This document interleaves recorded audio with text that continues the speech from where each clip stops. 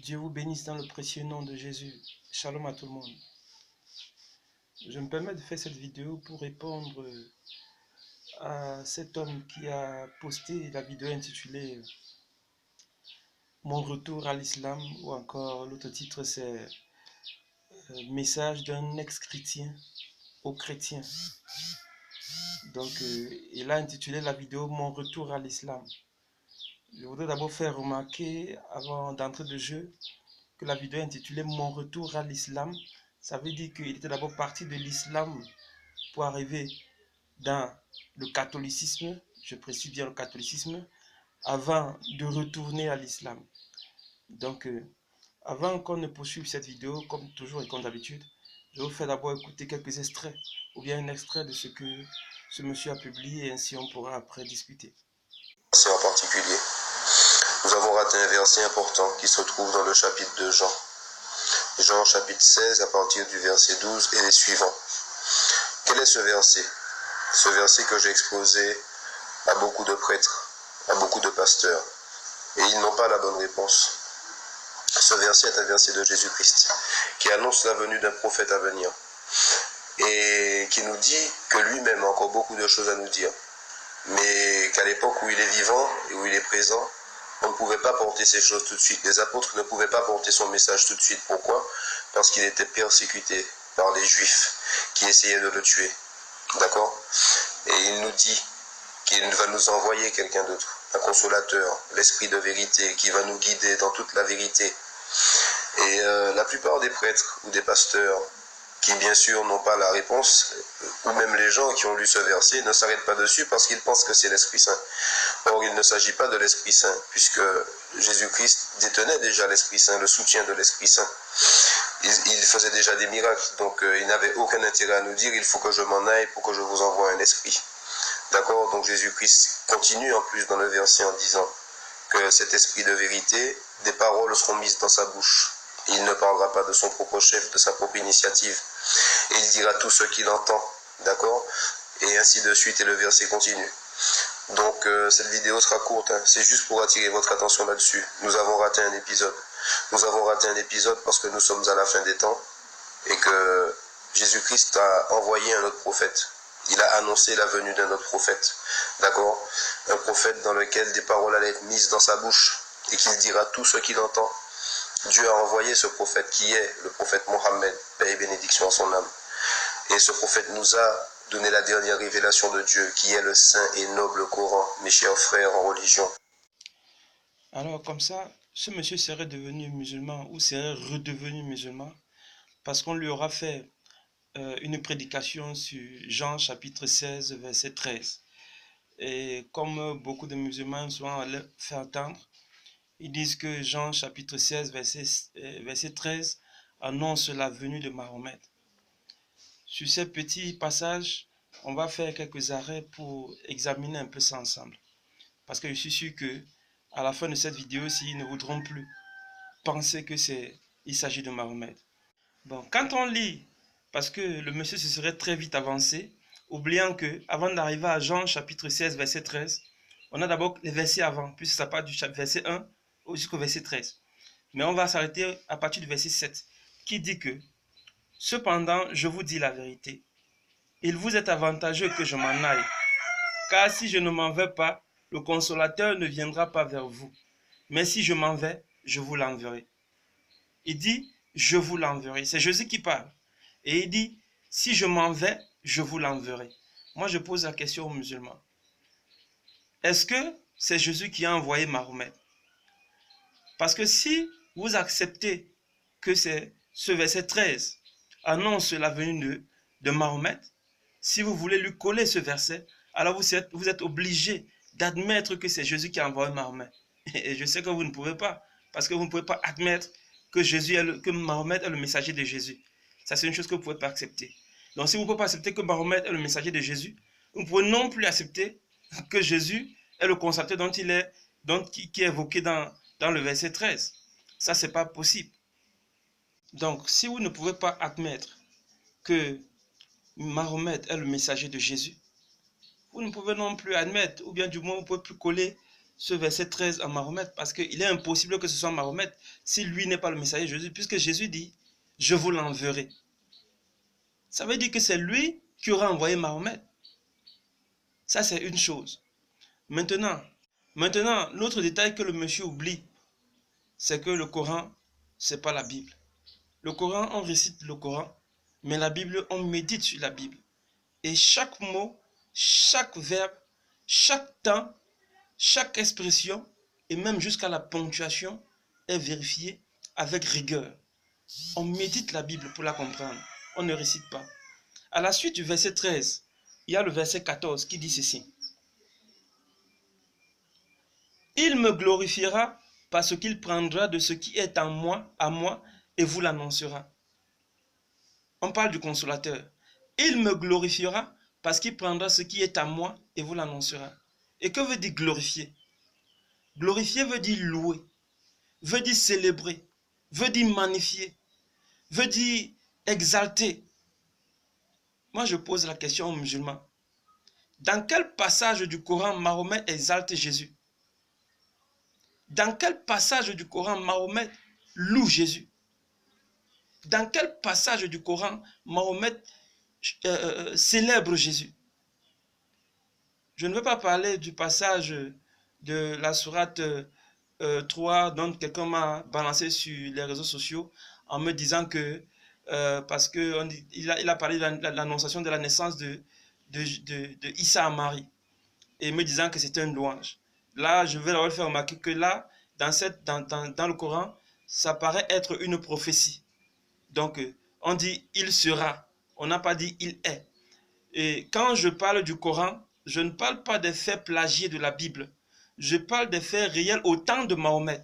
C'est ça que moi j'appelle Coran. Je ne parle pas des faits passés qu'on aurait plagiés de la Bible. Et donc, dans quel passage du Coran Mahomet loue Jésus? Qu'on me donne un seul passage. Là où il célèbre Jésus. Là où il loue Jésus. Là où il exalte Jésus. Et là où il élève Jésus. Parce que c'est ça, glorifier. À la limite, glorifier, c'est adorer. Et il dit que il me glorifiera. Ça veut dire que le consolateur ne vient pas parler de lui. Il ne vient pas parler d'une personne, mais il vient exalter Jésus. La mission du consolateur, c'est d'élever Jésus auprès de ceux à qui il apporte le message. Ce n'est pas autre chose. Jésus, en annonçant le consolateur, il définit la mission du consolateur. L'ordre de mission du consolateur, c'est de glorifier Jésus. C'est de le louer et de le chanter. Moi, je pose la question aux musulmans. Si Mahomet est le consolateur, donnez-moi un verset coranique dans lequel il a glorifié Jésus. Écoutons encore cet extrait. Puisque dans Jean, chapitre 16, verset 12, il nous dit qu'il va envoyer quelqu'un d'autre. Et non seulement il nous dit qu'il va envoyer quelqu'un d'autre, mais dans d'autres versets de l'évangile, je ne les ai pas en tête, il nous dit comment reconnaître ces prophètes. Il dit que beaucoup de prophètes vont venir après lui et vont prêcher en son nom, mais que la plupart d'entre eux seront des faux, et que le vrai prophète, vous allez le découvrir, vous allez le reconnaître, parce qu'il va parler en son nom et qu'il va prêcher le même évangile. Voilà. Selon la déduction de notre brave monsieur, on ne peut pas mettre les paroles dans la bouche d'un esprit parce qu'un esprit n'a ni chair ni os. Et comme ça, comme un esprit n'a ni chair ni os, alors il n'a pas de bouche et il ne peut pas parler. Ça, c'est clair. Mais Allah, lui, il parle. C'est ça, n'est-ce pas? Yahweh, dans la Bible, lui, il parle. Il a la chair, il a les os. Ou bien Djibril, dont on dit qu'il a annoncé le Coran à Mahomet, là. Lui, il a la chair et les os. Les anges et les djinns qui sont cités dans le Coran, là, ils ont la chair et les os. Mais pourquoi eux, ils parlent? Ils ont la bouche. Ou ils n'ont pas la bouche. Dieu dit dans la Bible, faisons l'homme à notre image et selon notre ressemblance. Ce que je vais t'annoncer, c'est que Dieu prend plaisir. Le plaisir, dont des hommes disent que c'est charnel. Le plaisir, Dieu prend plaisir. Est-ce qu'il a la chair pour prendre plaisir? Il ne faut pas venir raconter n'importe quoi sur les réseaux sociaux parce qu'on a le privilège d'avoir une caméra. Mais attends, réfléchis un peu quand même. Tu veux parler au monde entier? Réfléchis un peu. Si ce sont ces arguments qui t'ont amené vers l'islam, mon brave monsieur, permets-moi de te dire que tu t'es fouvoyé. Tu as été trompé comme jamais ça n'a été fait. tu as été trompé. Parce que ce passage dont tu dis, tu cites pour expliquer ton retour à l'islam, ça montre simplement que tu n'as jamais été converti au christianisme et que tu n'as jamais connu le christianisme. Je te rappelle encore que le catholicisme peut parler de Christ, mais n'est pas le christianisme. Il faut bien comprendre ça. Le christianisme, c'est au-dessus des religions, c'est au-dessus des dénominations, que ce soit protestants, que ce soit les coptes, que ce soit les témoins de Jéhovah et les adventistes que tu connais bien. Peut-être tu ne connais que cela. Il y en a un pléthore. Le christianisme est au-dessus de tout cela. Donc, ne confonds pas le catholicisme au christianisme. Et si tu as rencontré les pasteurs et les prêtres catholiques à qui tu as posé quelques questions et qui n'ont pas pu te répondre, tant mieux. Ne pense pas que parce que tu ne sais pas quelque chose, elle n'existe pas. Quand tu dis que nous nous sommes trompés, on a oublié un chapitre. Quand tu dis nous là, tu dis nous avec qui? C'est pour toi seul. Et ne pense pas que toi, tu représentes toute la chrétienté. Ne te permets pas de parler au nom de tous les chrétiens. Donc, apprends à parler dans la limite de tes connaissances. Arrêtez de faire cet esprit, cette façon de faire là, arrêtez de faire comme si vous possédiez la science infuse et que si tu ne sais pas quelque chose automatiquement, tout le monde ne le sait pas. Comme ça, tu dis, on dit l'esprit de vérité, on dit l'esprit de vérité, et il sera avec vous, il demeurera avec vous éternellement. C'est ce qui est même précisé. Éternellement. Mais vous trouvez le moyen de dire que non, Mahomet demeure avec les hommes éternellement parce qu'il y a le Coran. Voici une autre incongruité qu'il ajoute, que Mahomet serait le consolateur parce qu'il viendra à la suite de Jésus selon qu'il a été annoncé et qu'il devait prêcher le même évangile que Jésus. Il n'y a pas évangile autre que la vie qu'on a vécue. Il n'y a pas évangile autre que ce qu'on a vécu. L'évangile, évangile veut dire bonne nouvelle. Jésus a vécu l'évangile qu'il nous a annoncé. Et aujourd'hui, nous annonçons l'évangile que nous vivons. Non pas parce que nous vivons une nouvelle forme d'évangile, mais parce que nous vivons la vie de Christ. Le salut que lui apporte à l'humanité, c'est celui que nous vivons. Et parce que nous le vivons, nous le racontons aux autres. Il a annoncé la paix à l'humanité. Nous annonçons la paix. Il a annoncé l'amour. Nous annonçons l'amour.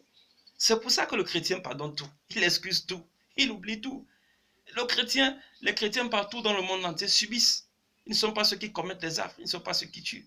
Ils sont ceux qui subissent la colère des autres. Maintenant, quand on regarde ce que le monsieur dit, il dit que Mahomet a annoncé, par déduction, Mahomet a annoncé le même évangile que Jésus-Christ. Mais Jésus n'annonçait pas l'évangile avec l'épée, le fourreau attaché au rein. Jésus n'annonçait pas l'évangile avec une épée. Jésus n'annonçait pas l'évangile avec en faisant de la razzia. Je rappelle encore que l'évangile veut dire bonne nouvelle. Et quand tu apportes une bonne nouvelle à quelqu'un, tu ne contrains pas cette personne. Mais on sait combien l'islam a égorgé. On sait combien l'islam a fait des morts. C'est pas l'évangile ça? Quand le christianisme, au matin du christianisme, on a tué des chrétiens. Et il y a encore la beauté du décès d'Étienne dans la Bible. Je dis la beauté parce que pour le christianisme, la mort n'est pas une fin. La mort est au commencement d'une agréable vie. Et Étienne qui meurt sous les cailloux en priant pour ceux qui le tuent, en disant Seigneur, pardonne-leur. C'est ça la beauté du christianisme. C'est-à-dire que Christ vivant en lui, il répète le même acte que Christ accomplit à la croix, en disant Père, pardonne-leur, car ils ne savent pas ce qu'ils font. C'est la même chose qu'Étienne reprend. Et même Christ se lève dans les cieux pour acclamer l'acte d'Étienne. Mais attendez un peu. Mahomet prêchait le même évangile que Jésus. Il faut avoir perdu l'essence pour pouvoir croire à cette forme d'utopie.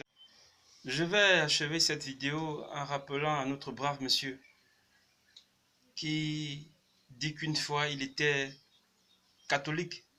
Ça, c'est à douter même qu'il ait été catholique parce qu'il n'a pas été chrétien.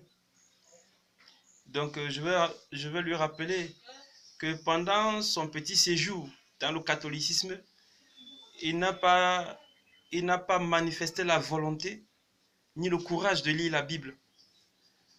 Mais aujourd'hui, il demande à tout le monde de lire le Coran. C'est un revirement de situation qui mérite bien qu'on lui apporte le salut. Mais en même temps aussi, je vais lui rappeler que s'il avait bien lu le Coran, il aurait remarqué que dans la sourate 3, verset 45, le Coran dit que lors de l'annonciation à Marie, ou bien à Myriam, Djibril lui aurait dit que Issa sera glorieux sur la terre et dans l'au-delà. Que Issa sera glorieux dans l'au-delà. Je lui pose la question de savoir, est-ce qu'il s'est demandé ce que veut dire l'au-delà? Ce passage est la preuve de ce que non seulement le Coran se contredit, mais encore la preuve de ce que Jésus est mort.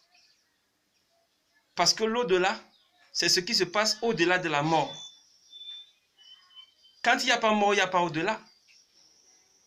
Et donc, rentre encore bien dans un dictionnaire et fouille ce que veut dire au-delà. Et tu comprendras par cette sourate et par ce verset que l'annonciation ou bien la prophétie qui est faite à Myriam annonçait que Jésus allait mourir dans le Coran. Donc, c'est ça encore l'une des choses que même pendant que tu es musulman, tu ne connais même pas encore. Pendant que tu disais que tu étais catholique, tu ne lisais pas ta Bible. Maintenant que tu es musulman, même le Coran, tu le lis mal.